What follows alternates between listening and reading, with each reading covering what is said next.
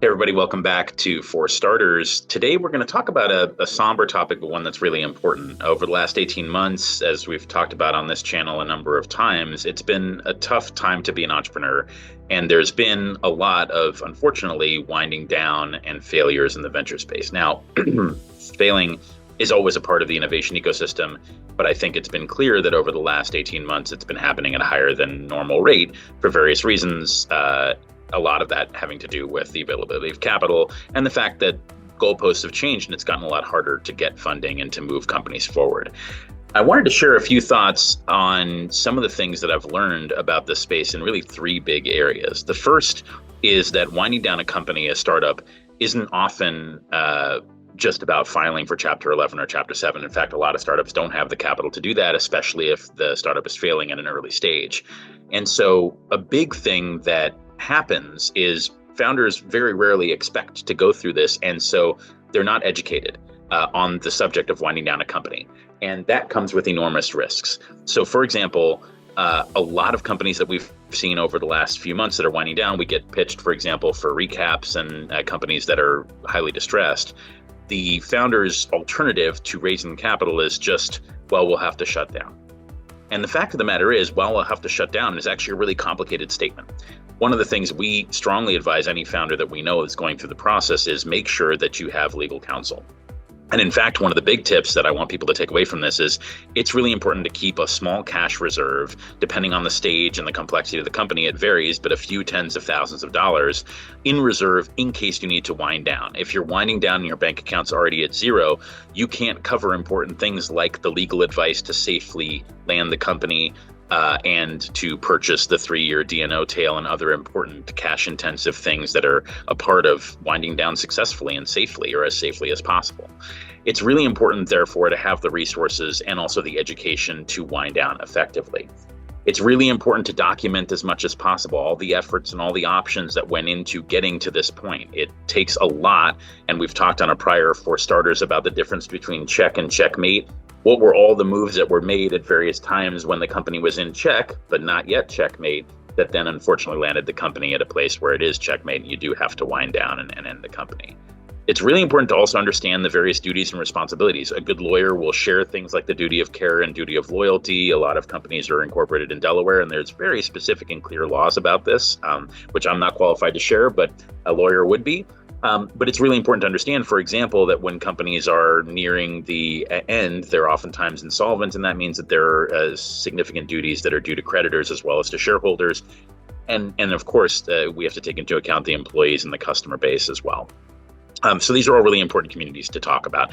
But I think one of the biggest things that I will share is running a well-organized company, even in the early stage, makes it more likely that you can have a successful wind down if you need to. So keeping things well-organized, having good legal representation that you trust, and keeping some cash in the event that you have to break the glass and wind the company down is really important.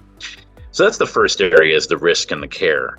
But the second area I want to talk about is transparency and communication. It is extremely important, as I mentioned, to document things and then to be very careful and clear about sharing the information about the wind down with the various communities that we mentioned. That includes the shareholders and the creditors, the employees, the customers, and anyone else who's in the orbit of the company.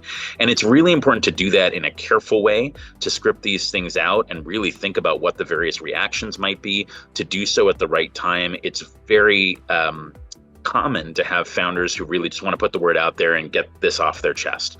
But in fact, it's really important to expect that these are going to be highly scrutinized communications, that there are going to be a variety of reactions to them. And so it's important to get these communications right. But it's equally important to be transparent and to make sure that, for example, there are good minutes to the final board meetings, that there is documentation of all the efforts that came before. And I think one of the most important things that I would want to share in this situation is it's important to be able to explain what happened. It is oftentimes less strategic to try and excuse what happened. We all know in the American innovation ecosystem that there's a lot of second chances, and I think a lot of founders think this might be the last thing they can ever do. That's oftentimes not the case, but a lot depends on how you land the situation as a founder, and having a good explanation and a really good documentation of everything that happened is important. But trying to excuse it and blame other people and shift everything away is also not a great look in this very serious situation. And it's also really important to note that there's often the misalignments that are natural between VC VCs, creditors and companies and boards, various shareholder classes become ever more stark at the end of the game here in a situation with a dissolution. So that communication and how the information is being cared for is really important. The last thing I want to share is, with all of that said, this is a deeply emotional process. Founders are oftentimes in an extremely tough frame of mind when it comes to this. They've been through a lot. They've tried a lot if they've done their job properly.